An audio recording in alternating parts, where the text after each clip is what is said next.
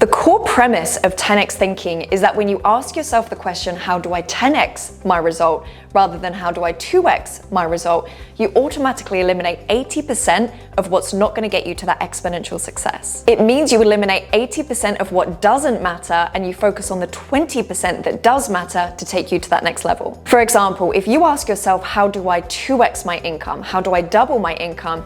Then not only is it going to give you a multitude of different options and paths to take, which is probably just going to add complexity and maybe put you in overthinking and procrastination, but it's also not going to allow you to focus on what really matters to take you to that level that you desire. If you ask yourself the question, how do I 10x my income? It actually eliminates the opportunity, the options, and the pathways to get there. Not only does this simplify your decision-making process because it gives you less options to focus on to get to that 10x result, but it also allows you to access information, ideas, and insights which exist at that level of 10x, not just 2x.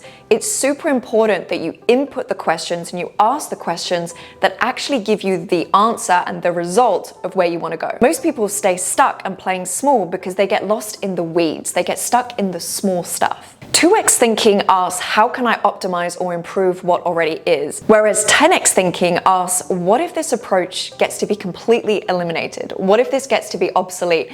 What if there is a different system or idea or model that I could use that gets me that 10x result? 10x thinking forces elimination and complete reconstruction. When you commit to 10x thinking, you're actually forced to innovate. It forces you into growth mode. On the other hand, if you stay in 2x thinking, then your to-do list is just going to keep growing and never ending. You're going to feel like you're working harder, but growth feels linear. Nothing is actually breaking through. Every solution you'll come up with seems like it actually creates more problems and complexity. And you might be trying to optimize systems that actually need to be deleted altogether. Shifting from 2x thinking to 10x thinking will automatically set the foundation for you to create exponential results.